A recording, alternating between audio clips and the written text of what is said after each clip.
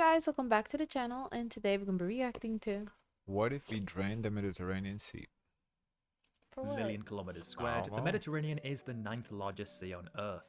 As large as this sounds, it only accounts for around 0.7% of global ocean surface. If it wasn't for this 14-kilometer wide strait connecting to the Atlantic, it would be completely enclosed by land. The sea is of immense historic and current.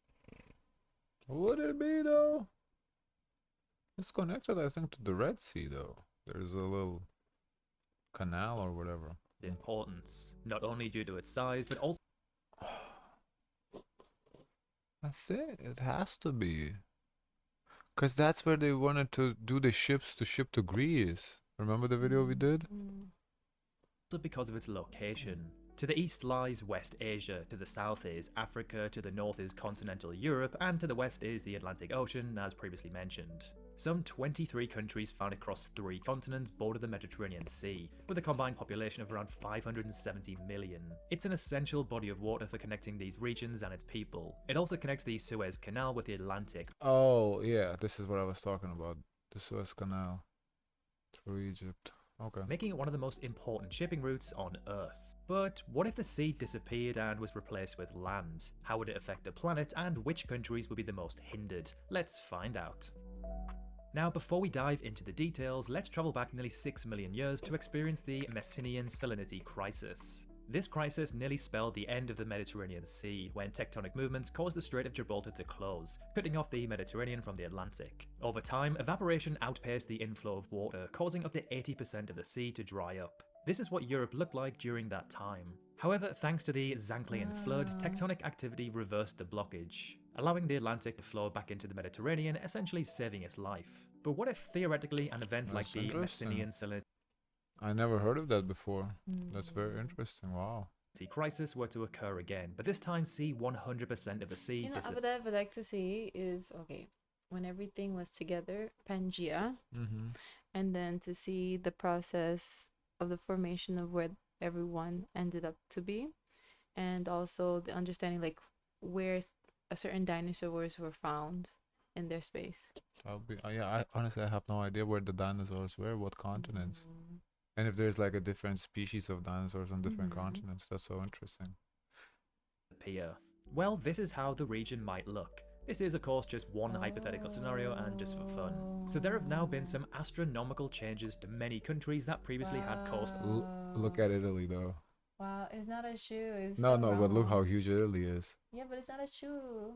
Greece a little bigger. Turkey is a tad bit bigger. Egypt, Libya look bigger. How did they decide? I guess the boundaries to the I waters guess, they yeah, control? I think so, yeah. Along the Med. Some Wow, countries I didn't are know happier Italy than goes that others far with these out. changes.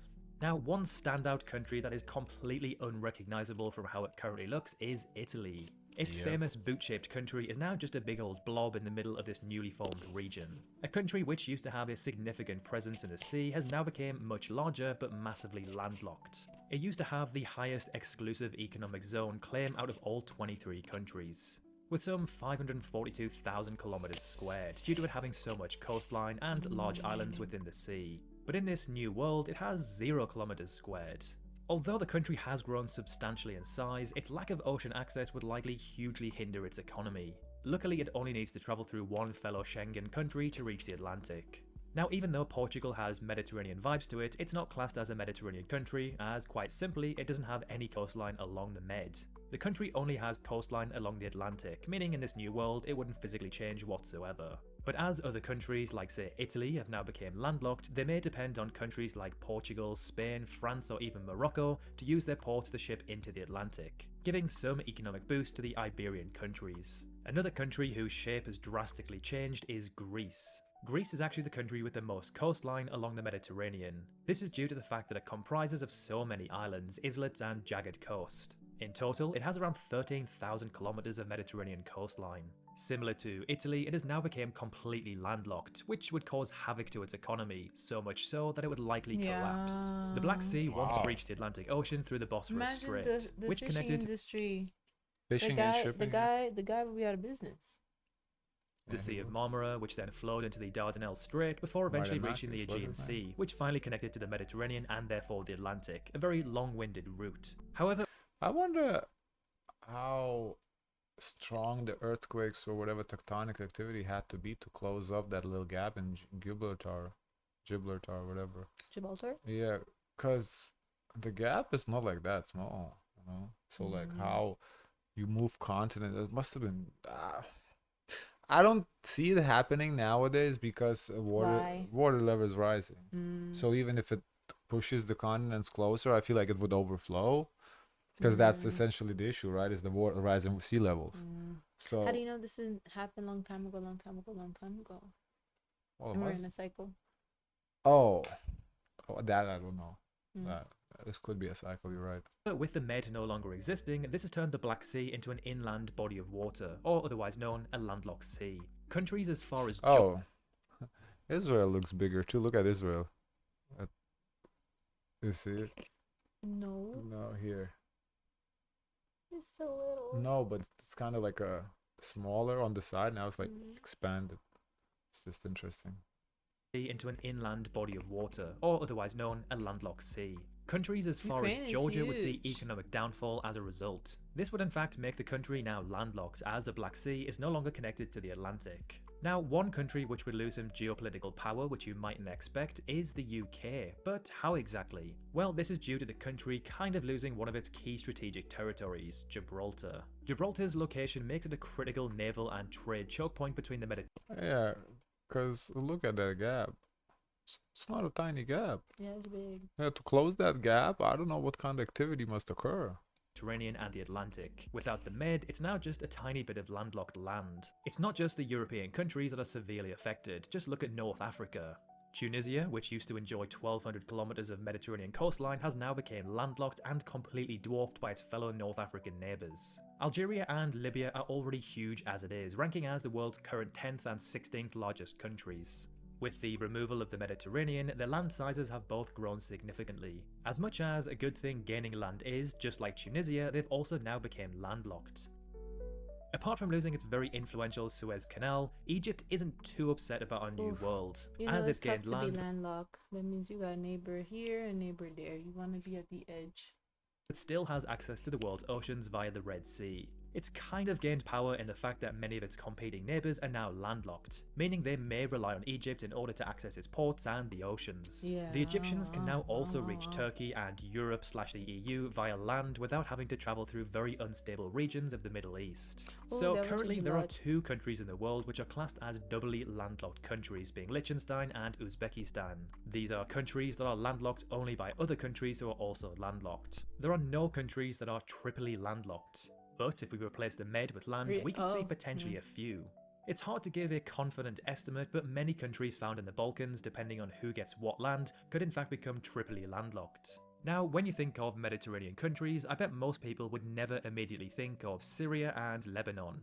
They seem more geographically and politically tied to the Middle East.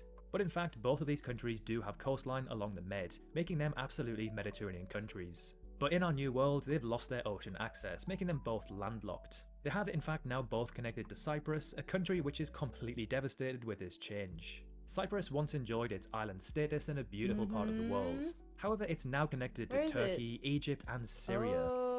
I think it's this. It lost its identity. I think it's this little blob. It doesn't say the name here on the map, but I think it's right here next to.